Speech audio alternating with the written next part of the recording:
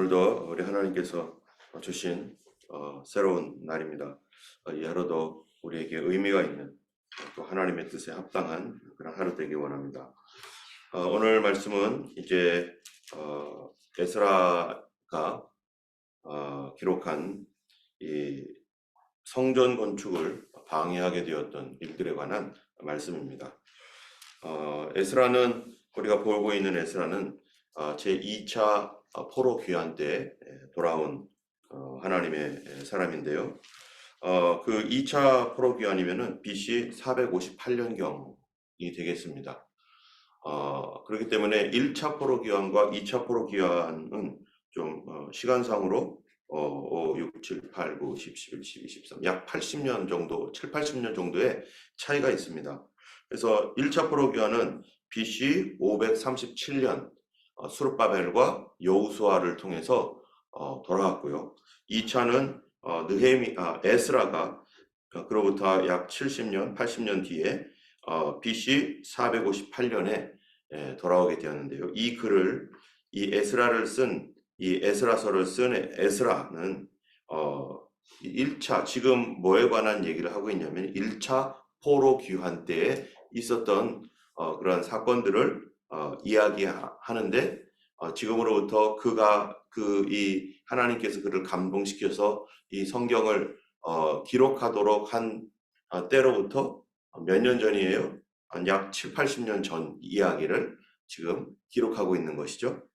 그러다 보니까 이 오늘 본문에 보면은 4장은 이제 이 두 가지 사건이 섞여 있어가지고 보다 보면은 이게 지금 어떻게 되는 건가? 역사를 이렇게 아는 분이나 왕들의 순서를 아는 분들은 헷갈릴 수밖에 없는 그런 구조로 되어 있습니다. 먼저 1절부터 5절까지는 이게 뭐냐면은 이 지금 성전 공사를 시작을 하고 있죠. 그래서 3장에서는 이제 성전의 기초를 놓아가지고 3장 12절에 제사장들과 레위 사람들과 나이 많은 족장들은 첫 성전을 보았으므로 이 성전의 기초가 놓임을 보고 대성통곡하였다라고 하는 말씀처럼 이제 성전의 기초가 놓이게 되었습니다. 성전 기초가 BC 537년경에 이제 이들이 돌아왔기 때문에 그 어간에 이제 이 성전의 기초가 이제 놓이게 되었고, 그래서 이제 성전 공사를 시작하는 그러한 단계에 있는데, 오늘 본문의 4장에 보면은 그때 여호와의 성전을 건축한다 함을 이 주변에 사는 사람들, 주변 민족들이 듣고 이제 어떻게 방해를 했는지에 대한 말씀이 1절에서부터 5절까지 나오는 것이고요.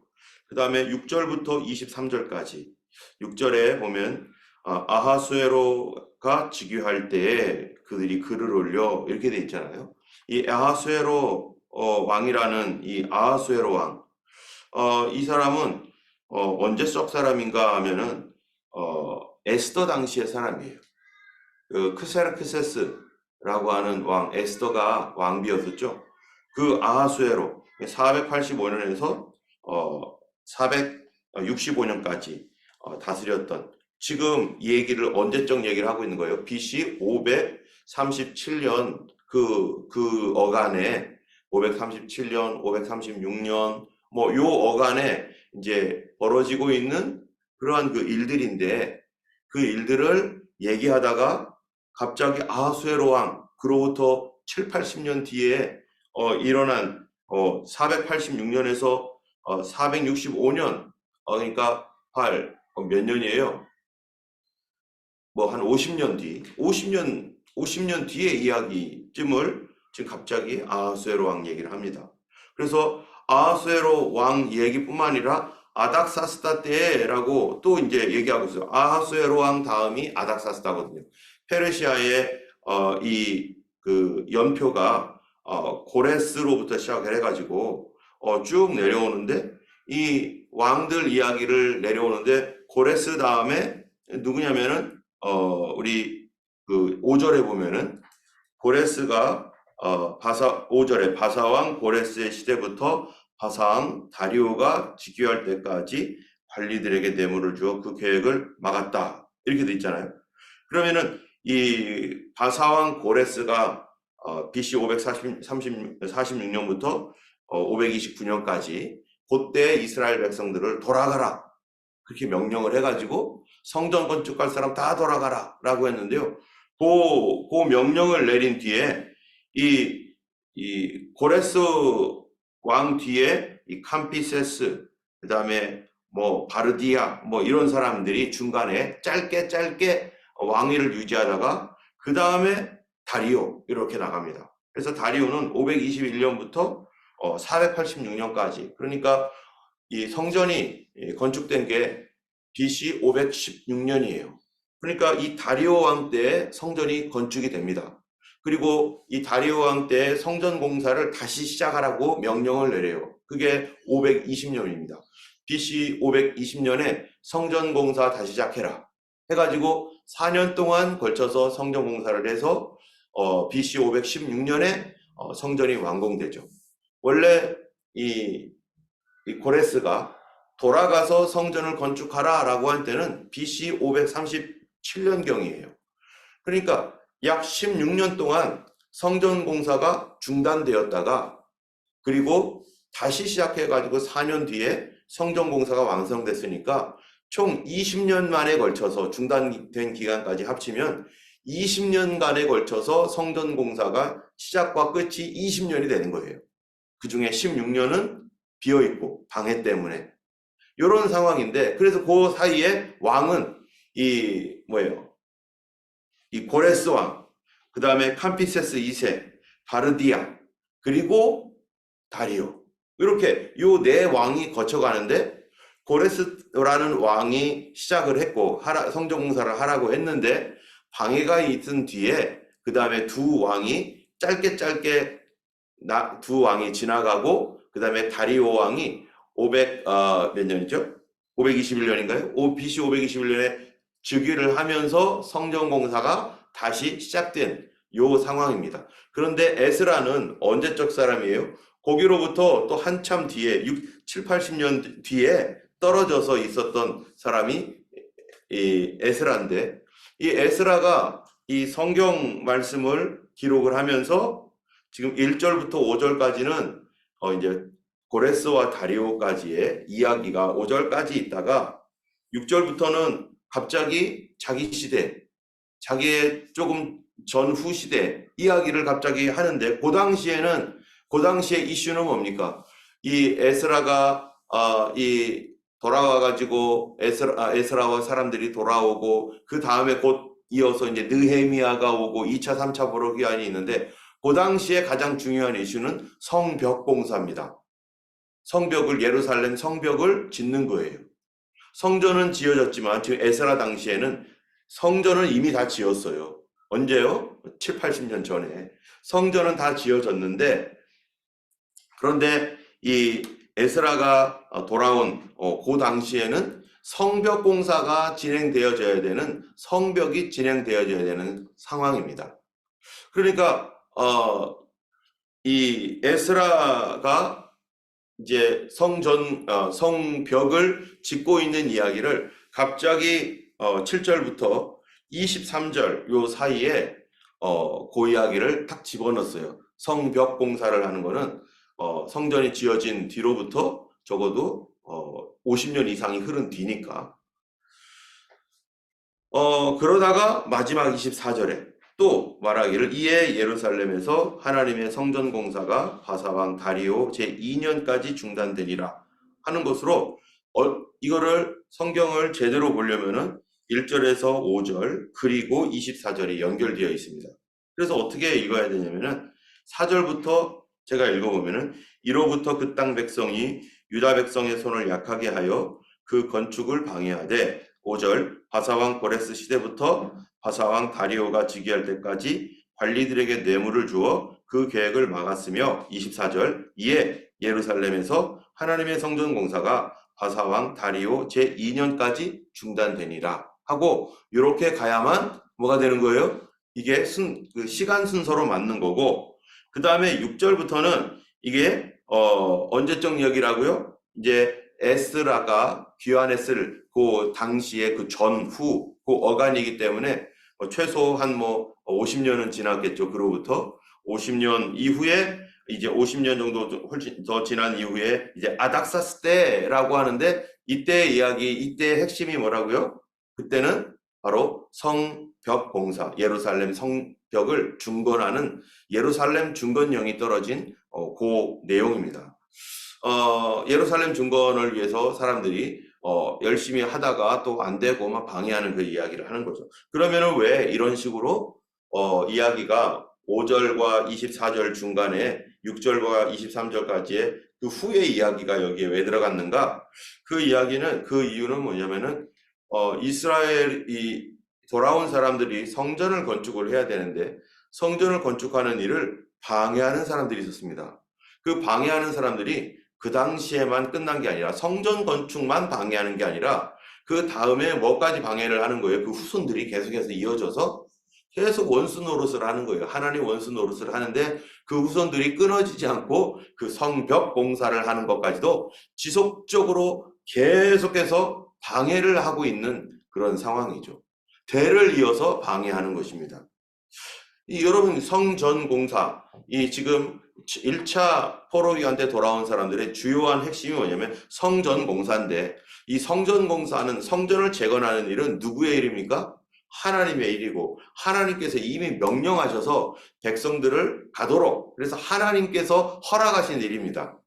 하나님께서 허락하신 그 일을 하는 데 있어서 누가 방해하는 거예요? 이 주변 민족 사람들이 방해를 하는 거예요. 그들은 자기들의 이유 때문에, 자기들의 이익 때문에 방해하는 거지만 여러분 사실 이 하나님의 일의 방해의 뒷배경에는 누가 있는 거겠어요? 이 악한 영들이, 사단이 그들의 삶과 그들의 민족성 이런 것들을 통해서 하나님의 일을 지금 정확하게 방해하는 것이죠. 사람들의 눈으로는 그냥 그들이 어떤 이유 때문에 방해하는 것처럼 보이지만 그 뒤에 역사하는 것은 왜냐하면 하나님의 일을 항상 대적하고 못하게 만들고 하나님의 일은 반드시 될 겁니다. 사단이 하나님을 방해하거나 하나님을 대적할 수는 없어요. 왜냐하면 이미 패배했고 그는 피조물에 불과한 존재이기 때문에. 그런데 하나님은 그 일을, 이 땅에 있는 일을 누구를 통해서 일하는 겁니까? 하나님의 사람을 통해서 일합니다. 하나님의 사람을 통해서 사람들이 예배할 수 있는 그 예배 처소, 하나님께서 하나님께 예배 받으실 수 있는 그 성전을 다시 재건하는 일, 그래야만 그것이 성전이 재건되야만 백성들이 다 같이 모여서 성전을 중심으로 다시 하나님께 예배하며 하나님을 섬길 수 있기 때문에. 그리고 하나님은 그거를 기뻐하시고 하나님 그거를 원하시고 계시는 것인데, 그런데 하나님의 성전은 누가 지어주는 거예요? 하나님이 지어주는 겁니까? 아닙니다. 하나님께서 누구를 통해서? 사람을 통해서 짓는데 누가 지으라는 거예요? 우리가 지어라. 너희가 지어라는 거예요. 너희가. 내가 도와줄 테니까 너희가 지어라. 그래서 모세 시대 때도 마찬가지죠. 모세에게 하나님께서 성막을 지으라고 할 때 사람들을 시켜서 나를 위하여 성막을 지으라고 이렇게 말해요. 사람들을 통해서 어떤 사람들이요? 하나님 그곳에서 예배할 사람들, 하나님을 섬길 그 사람들을 하나님께서 부르시고 그들에게 감동된 사람들이 뭐합니까? 하나님의 성전 건축을 위해서 막 헌금을 하잖아요. 그래서 귀중한 것들, 자기의 소중한 것들을 하나님께서 주셨던 그런 그 포로 생활 가운데 돌아올 때, 이집트에서 돌아올 때 이집트 사람들이 막 줘버렸어요. 막 이것도 가져가라, 저것도 가져라 해서 금은 보석들을 막 갖고 왔습니다. 그게 언제 필요한 겁니까? 성전 지으라고 그런 거를 주었던 거거든요. 그래서 그들이 갖고 와서 무겁게 갖고 왔는데 그거를 성전을 짓는 곳에 그들이 헌신을 하고 헌금으로 다 드립니다. 그러면서 이 성전이 지어졌어요. 그런데 그거를 어떻게 짓는다고요? 하나님께서 말씀하시고 사람들, 그 성전에서 예배하는 사람들이 자기의 헌신을 통해서 하나님의 성전을 하나님을 위하여 짓는 거죠. 여기도 똑같죠. 하나님께서 그 성전, 그때 바쳤던 성전의 물건들, 이 백성들이 이집트에서 가지고 나왔던 그 귀한 보석과 이런 것들로 만들어졌던 그런 성전, 그렇게 성전을 지었던 것처럼 그 이후에 그 성전에 있었던 기물들이요, 다 어떻게 됩니까? 이제 예루살렘 성전에서 이제 성전이 지어지고 그랬었을 때 그때 다시 만들어 가지고 또 예루살렘 성전에서 쓸만한 그런 성전 기구들로 다시 이게 이제 녹여서 다시 만들고 뭐 또 백성들이 헌금을 하고 또 누굽니까? 다윗이 막 헌금을 해가지고 그렇게 금은으로 막 그 금은동 이런 거 만들어서 막 헌물하고 그래서 그렇게 성전의 기물들을 그래 아름답게 만들었죠. 크기가 성막보다는 훨씬 더 컸기 때문에 더 많은 재물이 필요했죠. 그것을 586년에 이스라엘이 멸망할 때, 성전이 무너졌을 때, 다 바벨론에서 다 가져갔습니다. 바벨론에서 다 가지고 갔다가, 어떻게 하고 있냐? 그걸 잘 보관하고 있었어요. 잘 보관하고 있다가, 이제 고레스, 페르시아 왕이 즉위해서, 고레스가 즉위했을 때 돌아가라 할 때, 바로 그 보관하고 있던 성전 기물들을 다 가지고 그대로 와서 성전을 짓게 되는 것이죠. 그런데 이것이 하나님의 계획이었고 하나님이 그들의 예배를 받으시기를 기뻐하시면서 성전을 지으라고 했지만 그러나 오늘 본문에처럼 방해하는 사람들이 있었다. 그렇다면 여러분 어떤 하나님의 일을 할 때 방해가 있을 수 있습니까? 없습니까? 하나님이 허락하신 일인데 있죠. 하나님께서 허락하신 일일지라도 방해가 있고 또 여러 가지 어려움을 겪을 수도 있습니다. 그런데 이 어려움과 방해에도 불구하고 하나님이 허락하신 일이니 누가 도와주세요? 하나님이 도와주시는 것은 당연하고 그 하나님께서 공급해 주시는데 그런데 문제는 뭐냐면은 이 일을 하는 사람들이 방해가 있다고 주춤하고 물러나고 안 하고 뒷짐짓고 그러면 여전히 방해인 상태로 여전히 남아있게 됩니다. 그럴 때 성도들이 해야 할 일이 뭡니까? 방해가 있고 일이 잘 안 풀리고 어려울 때 하나님 뜻이 아닌가 보다 하고서 뒤돌아서는 것이 아니라 이거를 위하여 하나님과 뭐 해야 돼요? 함께 합력해서 그 일들을 이겨나가야 되고 믿음을 가지고 그 일들을 하나님 앞에서 도전해 나가면서 그 방해하는 그런 그 방해거리들을 깨뜨리고 앞으로 브레이크스루 해야 되는 것이 바로 성도가 해야 되는 그런 일입니다. 왜냐하면 하나님은 그 일을 어떻게 할 거기 때문에 허락하셨고 하나님이 이루어 주실 것이기 때문에 우리가 지난주에도 우리가 함께 말씀을 나눴지만 브레이크스루 하는 것 하나님의 어려움들을 통과해 나가는 것 그것이 더 고귀하고 더 대단한 믿음 아니겠어요? 그냥 아무런 어려움 없이 그대로 이 세상 살아가는 사람 아무도 없을 것입니다. 교회들도 그렇고 개인도 그렇고 가다가 보면 울퉁불퉁한 곳도 있고 여러 가지 어떤 문제가 있을 수 있고 2023년도에도 우리가 여러 가지 어떤 문제들을 극복하고 또 해결하고 아직 해결 안 된 것들은 해결하기 위해서 지금도 계속해서 나가는 거 아니겠어요? 그런 것들 위에 누가 계신다는 거예요? 하나님이 계시죠. 그래서 시편 23편에 보면은 여호와는 나의 목자시니 내가 부족함이 없으리로다. 여러분 부족함이 없는데 뭐가 있었어요? 방해가 있었잖아요. 그가 나를 푸른 초장에 누이시고 쉴 만한 물가로 인도하셨는데 어디로도 간 거예요? 사망의 음침한 골짜기를 행할지라도 내가 해를 두려워하지 않을 것은 주께서 나와 함께 하심이라. 주의 지팡이와 막대기가 나를 안위하시나이다. 그래서 푸른 초장 맑은 물가만 있는 게 아니라 하나님이 인도하시는 그 가운데서는 방해도 어려움도 우리에게 있다라는 것입니다. 인생은 원래 그런 것이고 이 죄악의 세상이 우리로 하여금 하나님의 뜻에도 불구하고 어려움을 우리에게 어려움들이 당연히 있다는 거예요. 그럴 때에도 그 어려움을 뚫고 가는 것 그때 누가 함께 하신다고요? 하나님이 우리와 함께 하셔서 하나님의 능력의 지팡이가 하나님의 능력의 손이 우리와 함께 하여서 결국 원수의 목전에서 내게 상을 베푸시고 내 머리에 기름을 부으셨으니 내 잔이 넘치나이다. 여러분 이러한 삶을 살아간 사람들을 세상에서도 보면은 문제가 있고 어려운 걸 잘 뚫고 나간 그러한 그 사람들이 있잖아요. 이런 사람들을 우리가 존중해주고 존경하잖아요. 마찬가지로 하나님의 나라에서 정말 인간이 감당할 수 없는 사단의 세력과 싸우고 대적하여 이겨나가는 이런 성도들을 이 하나님께서 어떻게 보시겠어요? 그들을 의롭다 하고 그들을 거룩한 존재로 거룩하다 하시는 거죠. 우리가 그냥 거룩이라고 하는 것을 우리가 하나님께 속한 사람으로서 우리는 거룩한 백성이지만 거룩한 백성으로서의 스피릿 그러한 그 영성 그것은 어떤 어려움이나 방해가 있어도 그런 것들을 어떻게 하는 거예요? 하나님을 의지해서 주님이 해결해 주신다. 이 길을 계속 지키고 이 길을 계속 걸어갈 때 하나님께서 그 문제를 해결해 주시고 하나님이 함께 하시고 하나님의 기적이 필요하면 주님이 기적을 베풀어 주시고 주님께서 역사하신다라고 하는 것. 왜? 하나님은 이미 허락했기 때문에. 그리고 하나님은 도울 준비가 다 되어 있기 때문에. 하나님은 그 일에 우리와 지금도 함께 하시고 계시기 때문에 우리가 이 문제에 대하여 이것이 이루어질까 안 이루어질까 걱정할 것이 아니라 하나님 앞에 어떻게 내가 믿음으로 도전하여서 계속 이 길을 걸어가며 이 길을 지켜나갈 것인가? 그것이 뭡니까? 영적 싸움이죠. 그것이 영적 전쟁이죠.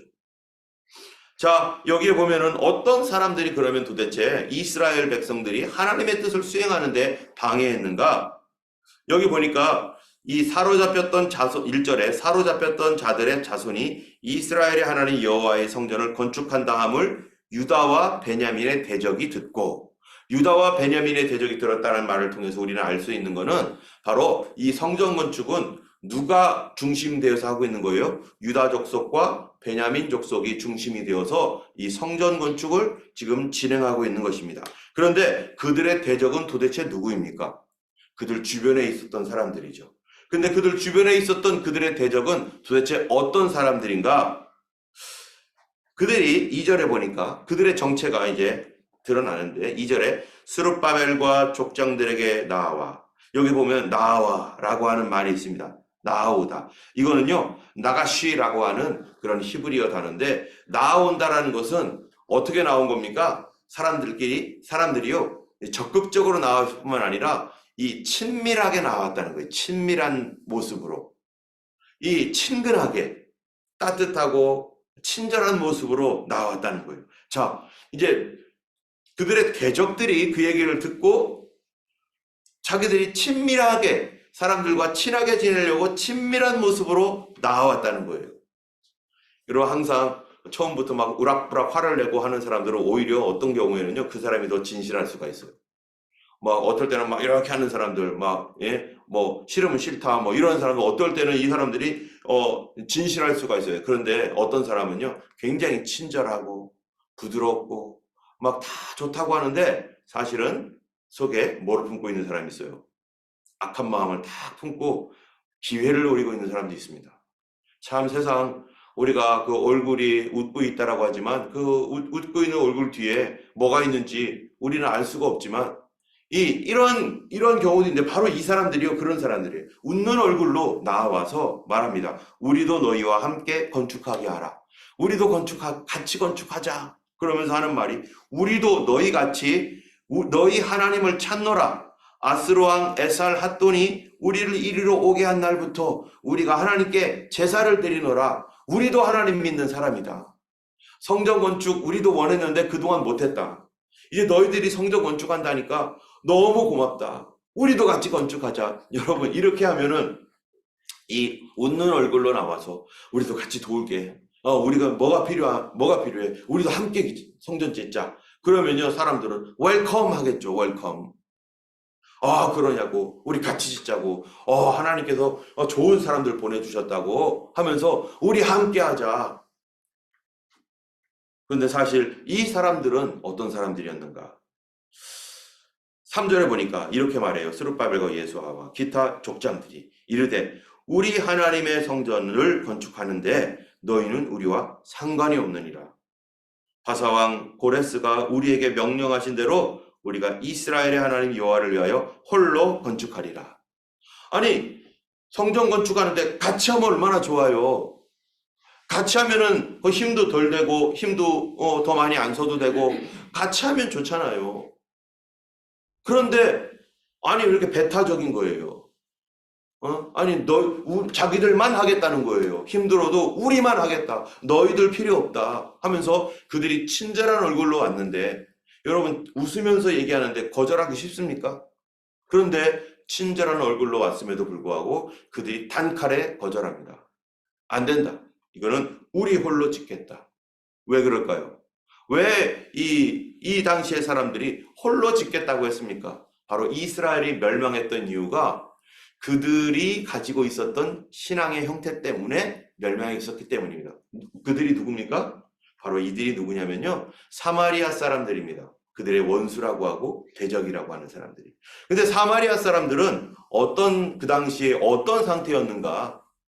이스라엘이 북이스라엘 멸망할 때 아수르가 침공해 와가지고 사마리아의 많은 사람들을 포로로 끌고 가고 그 다음에 했던 정책이 뭐냐면은 외국에서 있었던 사람들, 외국의 이민족, 다른 민족 사람들을 사마리아로 데려와가지고 사마리아 사람들과 결혼시키고 그래가지고 거기는 더 이상 순수한 이스라엘 혈통이 있지 않은 상태에서 그렇다고 해서 뭐 이스라엘의 어떠한 자기들이 정체성, 우리 부모님은 이 나라 사람이고 우리 엄마는 여기 사람이고 우리 아빠는 뭐 저 나라 사람인데 그렇다고 하더라도 아이들은 어떤 정체성을 가질 거 아니겠어요?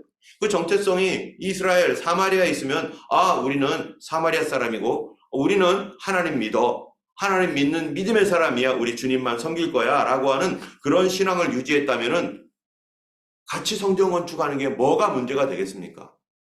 같이 성전 건축하는 거 하나도 문제가 되지 않고 감사합니다. 함께 합시다 하면서 같은 하나님을 섬기면서 하니까 얼마든지 할 수 있죠. 그것이 어떤 혈통적인 문제가 아니라 믿음의 문제인 거예요. 그런데 이 사마리아 사람들은 어떻게 되느냐? 그들이 그렇게 돌아와가지고 서로 이렇게 결혼해서 자녀들이 나왔는데 그들의 신앙이 어떻게 됐느냐? 바로 혼합되었다는 것입니다. 이것이 바로 아시리아의 정책이었었어요. 여러분 열왕기하 17장에 보면은 이런 말씀이 있어요. 이 열왕기하 17장의 29절에 보면은 아시리아 왕이 했던 이야기를 이렇게 말합니다. 이에 사마리아에 사로잡혀간 제사장 중 한 사람이 와서 베델에 살며 27절 아수르 왕이 명령하여 이르되 너희는 그곳에서 사로잡아온 제사장 한 사람을 그곳으로 데려다가 그곳에 가서 거주하며 그 땅 신의 법을 무리에게 가르치게 하라 해가지고요. 이 하나님의 말씀을 그들 무리에게 가르치라고 사마리아에 가서 그러면서 29절에 보면은 그러나 각 민족이 각기 자기의 신상들을 만들어 사마리아 사람들이 지은 여러 산당에 두되 각기 민족이 자기들이 거주한 성읍에 그렇게 하여 바벨론 사람들은 숫꽃 느봇을 만들고 굿 사람은 네르갈, 하맛 사람들은 아시마를 만들고 온갖 우상들 다 만들고 그리고 사마리아 사람들은 이미 산당을 만들어 놓고 있고 하나님 믿으면서 산당을 만들고 온갖 우상들 다 만들고 그리고 32절 열왕기하 17장 32절에 그들이 또 여호와를 경외하여 자기 중에서 사람을 산당의 제사장으로 택하여 아무나 막 산당의 제사장 택했다는 거예요. 그 산당들에서 자기를 위하여 제사를 드리게 하고 그 다음에 33절을 보면 이렇게 말해요. 이와 같이 그들이 여호와도 섬기고 여호와도 경외하고 또한 어디서부터 옮겨왔든지 그 민족의 풍속대로 자기의 신들도 섬겼더라. 어떻게 된 거예요 지금? 짬뽕. 완전히 짬뽕 시켜가지고 다신교가 되었어요. 다민족. 그러다 보니까 하나님만 섬기는 게 아니라 그들이 하나님을 섬긴다라고 말합니다. 맞는 말이에요. 그들이 하나님 섬기고 있어요. 그런데 누구도 섬기는 거예요. 온갖 신들 다 갖다 놓고 거기다가 함께 떼거리로 몰려다 놓고 섬기는 거예요. 다신교입니다. 혼합주의입니다. 여러분 오늘날 마지막 이 시대에 가장 이 신앙적으로 우리를 위협하고 있는 여러 가지들이 있는데 그 중에 주님 오시는 날에 오는 위협 중에 하나가 뭡니까? 바로 혼합주의, 다신교주의예요. 그래서 우리는 하나님만 섬겨야 되는데 하나님만 섬기는 신앙을 지키려고 하는데 주변에 뭐라고 하는 거예요? 우리도 하나님 섬겨. 야, 우리도 우리랑 같이 하자 하면서 주변에서 계속해서 웃는 얼굴로 우리들에게 다가오죠. 하나님만 섬겨야 될 우리들에게 웃는 얼굴로 다가와서 같이 섬기자. 우리도 하나님 섬기고 있어. 알고 보니까 우리도 그쪽으로 끌어들여서 뭐가 되도록 자기들의 다른 신들 다 같이.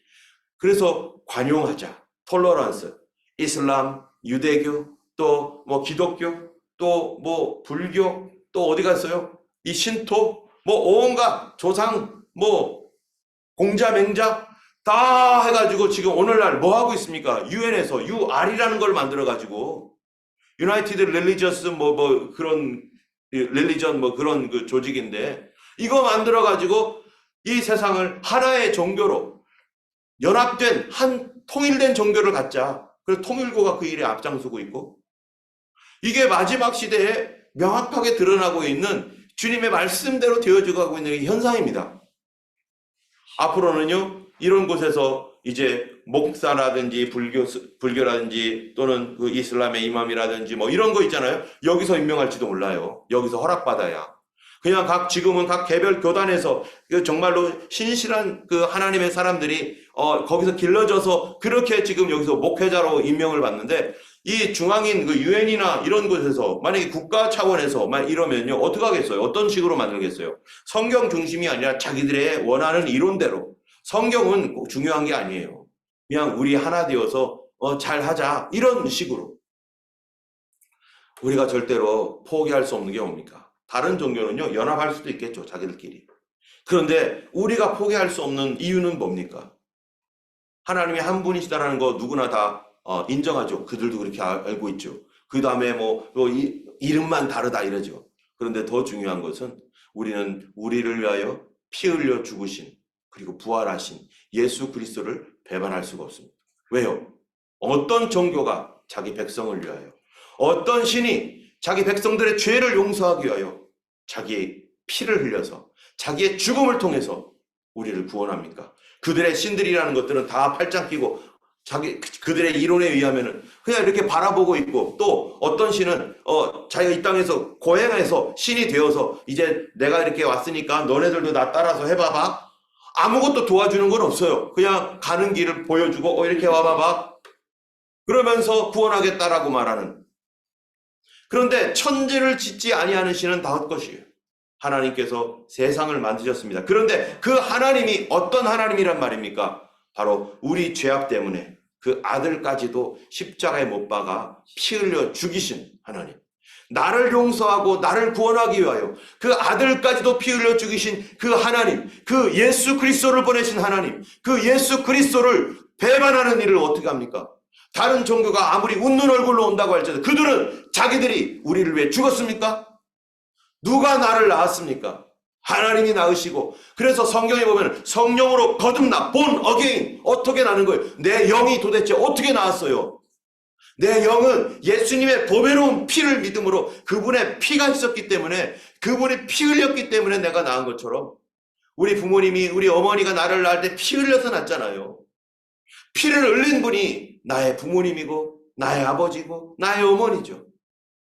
그런데 피 흘리지도 않아놓고, 그래놓고 다 우리 거짓된 얼굴로 와가지고 우리 다 똑같아. 여러분, 이러한 속임이 마지막 때 진짜인 것처럼, 가짜가 진짜처럼 둔갑을 해가지고 사람들에게 우리 다 같이 그냥 하자, 그러면서 성전 같이 짓자, 그리고 뭐 하자는 거예요? 같이 혼합주의 되자. 좋은 게 좋은 거잖아. 인간적으로는 좋은 게 좋은 걸지 몰라도 영적으로는 사단의 일입니다. 사단이 그렇게 해서 참된 신앙을 무너뜨리고 예수님의 보혈의 피, 그 보혈의 피가 사람들에게 흐르지 못하게 해서 여전히 죽은 상태로, 죽어있는 영 상태로 어디를 가게 만드는 거예요? 자기와 같이 영원한 멸망으로 들어가게 하려고 마지막 때에 발악을 하고 있는 것이죠. 온 교회를 그런 식으로 교회 차원에서 발악을 하며 그 교회를 무너뜨리려고, 교단을 무너뜨리고, 오늘날 이런 시대에 우리가 직면해 있습니다. 우리가 믿음으로 살아가는 것, 여러분, 우리는 홀로 주님, 홀로 한 분이신 하나님만 믿는 하나님의 백성이고, 나를 위하여 피 흘려 죽으신 예수 그리스도만 섬기는 하나님의 백성이고, 우리는 정절을 지키는 하나님의 그리스도의 신부입니다. 그리스도의 신부로서 어떻게 다른 데 눈을 돌리고 여기저기, 그것이 바로 세상이 이미 타락되었다라고 하는 증거인 것이고, 우리는 끝까지 예수님만 섬기는, 그래서 기독교를 세상 사람들이 제대로 믿는 성도들을 뭐라고 해요? 배타적이다. 우리는 당연히 배타적이어야 되죠. 가정에서는 배타적이어야 됩니다.